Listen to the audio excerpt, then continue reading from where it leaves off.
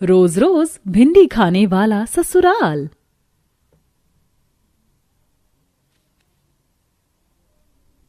भैंस की आंख, ये रोज रोज की भिंडी की सब्जी बनाना सही में भसोड़ी बन गई है। ऊपर से आधे से कटे भिंडी तो कानी निकल गई। इतने में मेरे भूखे नंगे ससुराल वालों का कुएं जैसा पेट तो भरने से रहा। भव्या भड़के मिजाज में भिंडी काटते हुए ससुराल वालों को बुरा भला सुना रही होती है। तभी खाने की मेज से जेठानी चुटकी लेती है। अरे ओ देवरानी जी, आज भिंडी का मसाला जरा अच्छे से भूनना ताकि स्वादिष्ट बनेगी, कहीं कल की तरह मसाले कच्चे न रह जाएं। जी जेठानी जी। महारानी ऑर्डर तो ऐसे झाड़ रही हैं जैसे होटल में खाना खाने बैठी हैं। आज मैं सबको इतनी तीखी भिंडी खिलाऊंगी कि सबका दम निकल जाएगा। आखिर क्यों भव्या को अपने ससुराल में एक टाइम में इतनी तरह की भिंडी बनानी पड़ रही है? क्यों बहू को गरम मसाले जितना तेज गुस्सा चढ़ा हुआ है? आइए सारा माजरा समझने के लिए कहानी के पिछले भाग को देखते हैं, जहां भव्या को देखने लड़के वाले आए होते हैं। मंजू बहन, मुझे तो आपकी बेटी पसंद है। पंडित जी, अब तो शादी की तारीख निकालिए ताकि चटमंगनी पट ब्याह करवा के बहू को ले जा सके। लीजिए, इसी बात पर आप सब लोग मुंह मीठा कीजिए। मंजू जैसे ही सबका मुंह मीठा करवाने चलती है तभी दादी सास फूलमती टोकती हैं। अरे रुको जरा मंजू जी, इस घर की बूढ़ी बड़ी मैं हूँ, मेरे बगैर एक पत्ता भी नहीं हिलता। शादी तो दूर की बात है। जी माँ जी, आपको भी जो सवाल पूछना है पूछ लीजिए। अच्छा तो बताओ, 1 किलो भिंडी की सब्जी में कितने किलो पानी और मसाले डलता है?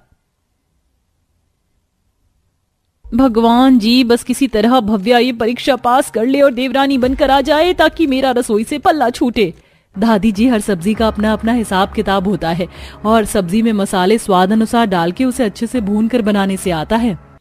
बहुत खूब बहू रानी, अब तुम टेस्ट में पास हुई, अब हुआ रिश्ता पक्का।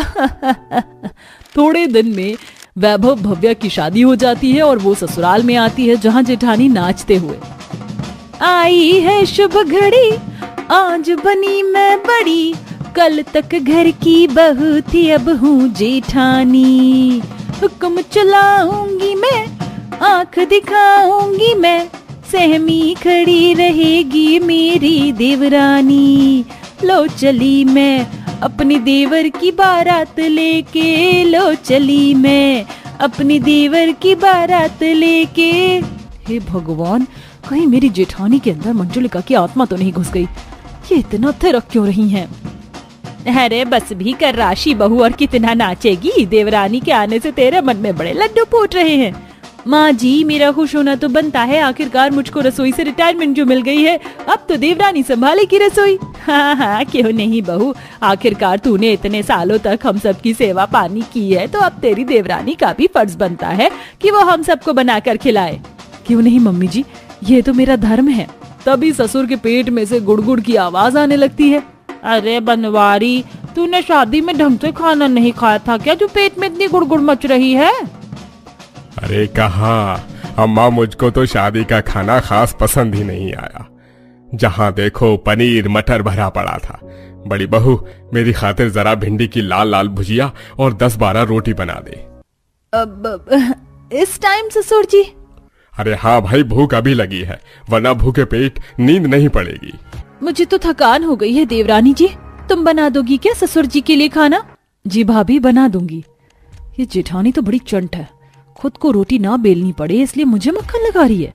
राशि भव्या को रसोई दिखाकर खुद खिसक लेती है, जहां हरी भरी रसोई देखकर भव्या, हे भगवान, मुझको तो ऐसा लग रहा है जैसे मेरी ससुराल की रसोई में सब्जी मंडी खुल गई है।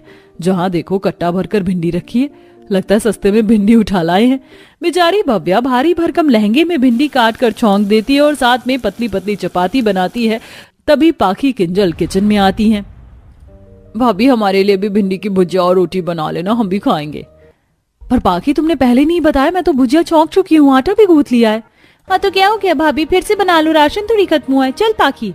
गुस्से में बौखलाकर भव्या जोर से बेलन पटक देती है। दिमाग खराब करके रख दिया, पहले तो सब जैसे मुंह में दही जमा कर बैठे थे। भव्या बड़बड़ाते हुए सबको भिंडी रोटी खिलाती है। वाह बहू, क्या कुरकुरी भिंडी की भुजिया बनाई है और एकदम नरम और फूली फूली चपाती बनाई है, वही खाकर स्वाद आ गया। खा पीकर सब लोग सोने चले जाते हैं। अगले दिन भव्या नहा धोकर किचन में आती है। रसोई में भिंडी के अलावा कोई सब्जी नहीं है। ऐसा करती हूँ ब्लिंकिट से मटर पनीर सोया चाप मंगवा लेती हूँ। भव्या फटाफट से ऑर्डर करके मटर पनीर मंगवा लेती है। क्या फ्रेश पनीर और चाप आया है।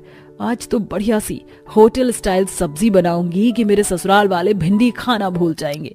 कुछ घंटों में बहू सब कुछ बनाकर सर्व करती है। अरे वाह, आज तो बहुत ही टेस्टी खाने की खुशबू आ रही। चाची आपने क्या बनाया है? मैंने टेस्टी मटर पनीर और सोयाबीन चाप बनाई है। पर चाची मुझको तो लेडी फिंगर की सब्जी लजीज लगती है, मुझे वही चाहिए। अरे पोता बहू, ये तू क्या अगड़म बगड़म बना लाई है? देख जरा मटर पनीर में कितना तेल तैर रहा है। ऐसे तो हमको लूट कर खा जाएगी। पर दादी जी आप सब्जी चक्कर तो देखो। भव्या, हमारे घर में डेली रूटीन में भिंडी ही बनती है। हम भिंडी खाने के शौकीन हैं, तुम्हें पता होना चाहिए। अरे कोई बात नहीं वैभव, अभी बहू नई नवेली है। जा बहू, जाकर मसालेदार भरवा भिंडी बना लिया। भाभी मैं मसाले वाली भिंडी नहीं खाती, तो प्याज वाली भिंडी की भुजिया बनाना मेरे लिए।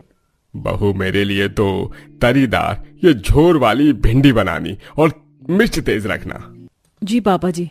मुंह फुलाकर बहू रसोई में आके भरवा भिंडी बनाने लगती है।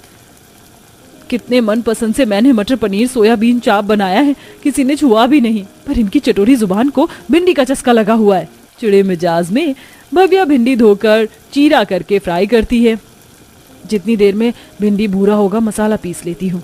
इतने में रसोड़े में फूलमती घुसकर उसे फटकारते हुए, अरे ओ बहू, रसोड़े में तुझे सिलबट्टा रखा हुआ नजर नहीं आ रहा क्या? तो जल्दी मिक्सर में पीसा पासी करने। पर दादी मिक्सर में मसाला जल्दी पिस जाएगा। तुम आजकल की लुगाइयों से काम चोरी करवा लो, मिक्सर में मसाले जल जाते हैं, स्वाद नहीं आता। ये सारे खड़े मसाले, बड़ी इलायची, लौंग, काली मिर्च, धनिया मिर्च, इस पर पीसना है। जी दादी जी। फूलमती के सख्ती बरतने पर भव्या खड़े मसाले पीसती है। मिर्च पीसने के चलते उसके हाथ जलने लगते हैं। मेरा हाथ। भाभी मेरी सूखी भिंडी की सब्जी बन गई, तो लाकर परोस दो, भूख लगी है। लाई किंजल, ये अलग झमेला है, बनाओ भी परोस कर खिलाओ भी। बेचारी बहू पसीने पसीने होकर सबको परोसती है। सबके सब भिंडी खाने पर टूट पड़ते हैं। वाह बहू, एकदम होटल के जैसी तीखी तरी वाली भिंडी बनाई है तूने। और भरवा भिंडी भी फर्स्ट क्लास बनी है। पौधा बहू जरा और डाल दे। जी दादी ये लीजिए। ये क्या 4 भिंडी डाल रही है? ज्यादा डाल। फिर दादी जी ज्यादा भिंडी की सब्जी गैस बनाती है और इसके बीज से पथरी भी बनती है। देवरानी जी ये तो कच्ची कच्ची भिंडी है, हमने तो पकी हुई बीज वाली भिंडी भी खा के पचा रखी है। खाते पीते घर से हैं हम लोग। वो तो खुराक देखकर ही लग रहा है।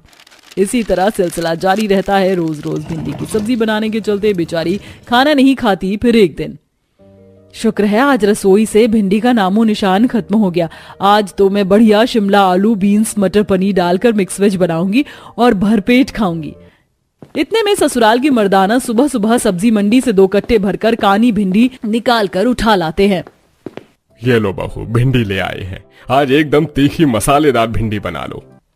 इस बार भी बेचारी बहू के अलग सब्जी बनाने के अरमान पर पानी फिर जाता है, जिसके चलते वो भड़क कर पानी वाली भिंडी बना देती है। ससुराल वाले चिक चिक करने लगते हैं। अरे ओ नास पीटी, इस भिंडी में इतनी तरी क्या धूप मारने के लिए डाली है? भला भला तेल मसाले बर्बाद कर दिया। वो सॉरी दादी माँ, मुझे तरी का अंदाजा नहीं मिला। आखिर में कुड़कुड़ाते हुए सब पानी वाली भिंडी खा लेते हैं। फिर अगले दिन, माँ जी आज खाने में क्या बनाना है? बहू आज तो 10 तरह की भिंडी बनाकर बढ़िया सी दावत खिला दे हमको। जी माँ जी। थकान चढ़ी शक्ल लिए बहू रसोई में आकर तैयारी में लग जाती है। थोड़ी देर गुजरते हैं, ससुराल वाले किचकिच करने लगते हैं। क्या भव्या अपनी भिंडी खाने वाले ससुराल वालों का चस्का छुड़वा पाएगी? अरे बहू भंडारे का खाना बनाने में लगी है क्या? जल्दी से भिंडी की सब्जी ले आ, भूख के मारे चूहे कूद रहे पेट में। जुलाई माँ जी। बहू 10 तरह की भिंडी लाकर परोस देती है। लीजिए खाइए भिंडी की सब्जी। बहू ये क्या तूने सूखी भिंडी जलाकर कोयला कर दिया है? तरी वाली भिंडी में बिल्कुल मसाला नहीं, और भरवा भिंडी का तो तूने भरता ही बना डाला है। माँ जी 10 तरह की भिंडी बनाना खिलवाड़ थोड़ी है। ऊपर से आप लोग अकेली बहू पर दाना पानी लेकर चढ़ जाते हैं। अकेले पकाओ भी और परोस कर खिलाओ भी।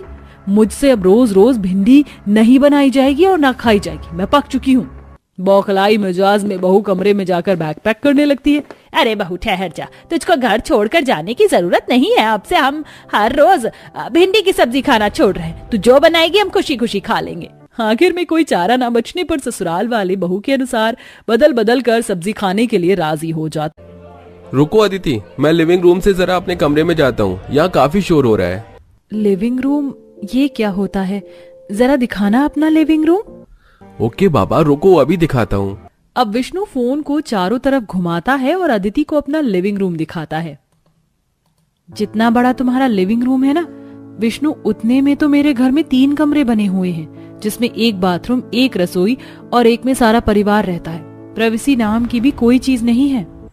कोई बात नहीं अदिति, कुछ दिन और गुजारा कर लो, फिर तो तुम्हें इस महल की बहू ही बनना है। कुछ दिन बाद विष्णु अपनी माँ के कमरे में जाकर अदिति से शादी करने की बात करता है।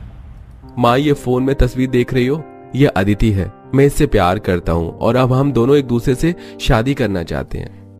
लड़की तो बहुत सुंदर है। वैसे लड़की के घर परिवार में कौन कौन है? उसके पिताजी क्या करते हैं? माँ, अदिति के परिवार में बस उसके मम्मी पापा हैं और पिताजी खेती बाड़ी का काम करते हैं। क्या खेती बाड़ी? इसका मतलब ये गरीब परिवार से है। और तुझे लगता है कि मैं इस लड़की को अपने महल की बहू बनाऊंगी? कोई जरूरत नहीं है इस लड़की से शादी करने की। माँ, अगर आपने मेरी शादी अदिति से नहीं कराई तो मैं किसी और लड़की से शादी नहीं करूंगा और मैं ये घर छोड़कर भी चला जाऊंगा। विष्णु की बातें सुनकर कल्याणी चिंता में आ जाती है। तभी वह विष्णु से कहती है, ठीक है, कर ले तू इस लड़की से शादी, मुझे कोई आपत्ति नहीं है इस रिश्ते से। थैंक यू सो मच माँ। मैं बता नहीं सकता आपको कि मैं आज कितना खुश हूँ। विष्णु के वहाँ से जाने के बाद, आने दो उस गरीब लड़की को, इस घर में ऐसा मजा चखाऊंगी कि उसके तोते उड़ जाएंगे और खुद अपना बोरिया बिस्तर बांध कर वो यहाँ से चली जाएगी। कल्याणी ये सब बोल ही रही होती है कि तभी वहाँ पर उसकी सास सुनैना आती है। क्या हुआ कल्याणी, क्या बड़बड़ाई जा रही हो अकेले में? कुछ नहीं सासू माँ, बस आपके पोते ने अपने लिए एक लड़की ढूंढ ली है और जल्दी उससे शादी करने की बात कर रहा है, तो बस सोच रही हूँ कैसे क्या तैयारी करनी है। अरे ये तो बहुत ही खुशी की बात है। मुझे अपने पोते की पसंद पर पूरा विश्वास है। लड़की संस्कारी ही होगी। अब कुछ दिन बीतते हैं और उसके बाद कल्याणी अपने बेटे विष्णु की शादी अदिति से करवा देती है। इसके बाद अदिति का अपने महल जैसे ससुराल में गृह प्रवेश हो रहा होता है। सदा सुहागन रहो मेरी पोता बहू, आओ घर के अंदर आओ। वाह, मेरा ससुराल तो सच में बिल्कुल महल जैसा है। मैंने तो कभी नहीं सोचा था कि मैं महल जैसे ससुराल की बहू बनूंगी। अब तो मेरी चांदी चांदी ही होगी। राज करूंगी अपने महल जैसे ससुराल में। कहाँ खो गई अदिति? कमरे में नहीं चलना क्या? मैं बहुत थक गया हूँ, मुझे आराम करना है। हाँ, चलिए ना। अब अदिति अपने कमरे में आती है और अपना सुंदर रूम देखकर कहती है, वाह विष्णु, तुमने अपना रूम कितना स्टाइलिश और कितना डेकोरेट कर रखा है। मुझे देखकर बहुत खुशी हुई। Thank you Aditi. अदिति अपने महल जैसे ससुराल में आकर बहुत खुश थी। उसे अपना कमरा भी बेहद पसंद आया था। तभी अगले दिन सुबह, माँ जी, आज मेरी पहली रसोई की रस्म है, तो आप मुझे बता दीजिए कि खाने में क्या क्या बनाना है। हाँ, आओ मेरे साथ, मैं तुम्हें बताती हूँ कि रसोई कहाँ है और खाना क्या बनाना है। अब कल्याणी अदिति को लेकर एक छोटे से काल कोठरे जैसे कमरे में लेकर आती है, जिसमें एक चिमनी वाला चूल्हा, सिलबट्टा और कुछ मसाले के डिब्बे और कुछ सब्जियां रखी हुई होती हैं। ये लो अदिति बहू, ये रही तुम्हारी रसोई और यहाँ ही तुम्हें अपनी पहली रसोई का खाना बनाना है। अरे ये क्या, मेरे महल जैसे ससुराल में बहू के लिए ये गरीब रसोई? अरे माँ जी, मुझे यहाँ अपनी पहली रसोई की रस्म करनी है। हाँ बहू, यही करनी है। अब बातें बनाना बंद करो और जाकर अपनी पहली रसोई का खाना बनाओ। अब अदिति अपने मन को मार कर अपने महल जैसे ससुराल की गरीब रसोई में खाना बनाना शुरू करती है, जहाँ वो पहले सिलबट्टे पर कुछ मसाले को पीसती है और सब्जी काटती है। जिसके बाद वह चिमनी जलाकर उस पर खाना बनाना शुरू करती है। चिमनी में से बहुत तेज काला धुआं निकल रहा होता है। हे भगवान, ये कहाँ फंस गई मैं? ये चिमनी का सारा काला धुआं तो मेरी आंखों में जा रहा है। पता नहीं क्यों ही मेरी सास ने इस महल जैसे घर में ये गरीबों वाली रसोई बना रखी है। अब जैसे तैसे करके अदिति अपनी पहली रसोई का खाना बनाकर सबको डाइनिंग टेबल पर परोसती है, जहाँ सभी लोग खाने को खा रहे होते हैं। तभी अदिति कहती है, माँ जी, वैसे तो मैं नई बहू हूँ और मुझे इतना बोलने का कोई हक नहीं, लेकिन फिर भी मैं आपसे कहना चाहती हूँ कि उस छोटे से रसोई में मुझे खाना बनाने में बहुत दिक्कत हो रही थी। चिमनी से भी बहुत काला धुआं निकल रहा था। सिलबट्टे पर मसाला पीसने से मेरे हाथ भी छिल गए। अदिति की बात सुनते ही विष्णु घबराते हुए कहता है, माँ, ये सब क्या है और क्या जरूरत थी आपको अदिति से उस गरीबों वाली रसोई में खाना बनवाने की? चुप करो विष्णु, वो कोई गरीबों वाली रसोई नहीं है, वो तुम्हारी परदादी के द्वारा बनाई हुई रसोई है और मैं उस रसोई को इस महल से नहीं हटा सकती, क्योंकि परदादी कहती थी कि ये हमारे घर की लक्ष्मी रसोई है और इस रसोई के बाद से ही हमारे दिन दुगना और रात चौगुना हुए। ये सब क्या है, मुझे कुछ समझ नहीं आ रहा माँ। तुझे समझने की कोई जरूरत नहीं है, ये औरतों के काम काज है, तो इससे दूर ही रहे। छोड़िए विष्णु जी, मेरी वजह से आपको परेशान होने की कोई जरूरत नहीं है। और अगर माँ जी कह रही हैं कि ये हमारे पूर्वजों की रसोई है तो मुझे उसमें खाना बनाने में कोई दिक्कत नहीं है। मैं अपनी उस गरीब रसोई में भी खुशी खुशी खाना बना लूंगी। ऐसे ही कई दिन गुजरते हैं। हे भगवान, चिमनी से खाना बनाने से तो बर्तन बहुत काले हो जा रहे हैं। अब इन्हें रगड़ रगड़ कर मांजना पड़ेगा। अब अदिति के उस गरीब रसोई में छोटा सा बर्मा लगा हुआ होता है, जहाँ बैठकर वो अपने काले बर्तन को धो रही होती है। परदादी सास, आप कहाँ हो? काश आप जिंदा होती और देख पाती कि आपके महल जैसे ससुराल में बहू की गरीब रसोई होने के कारण बहू को कितनी दिक्कतों का सामना करना पड़ रहा है। आखिर आपने क्यों ये गरीब रसोई अपने महल जैसे ससुराल में बनवाई?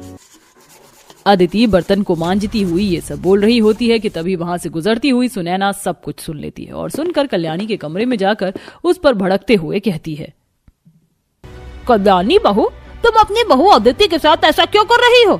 क्योंकि मेरी सास फूलमती जी ने तो कभी ऐसा नहीं कहा कि ये रसोई लक्ष्मी है और ये रसोई कभी चेंज नहीं हो सकती। आखिर क्यों तुम इतनी पुरानी रसोई का इस्तेमाल अपनी बहू से करवा रही हो? तो क्या हो गया माँ जी, कौन सी आपकी सास जिंदा है? अरे उसको मरे हुए 20 साल हो गए। और वैसे भी मुझे ये गरीब लड़की बिल्कुल भी पसंद नहीं। देखना, ये खुद एक दिन इस गरीब रसोई से परेशान होकर हमारे महल से चली जाएगी।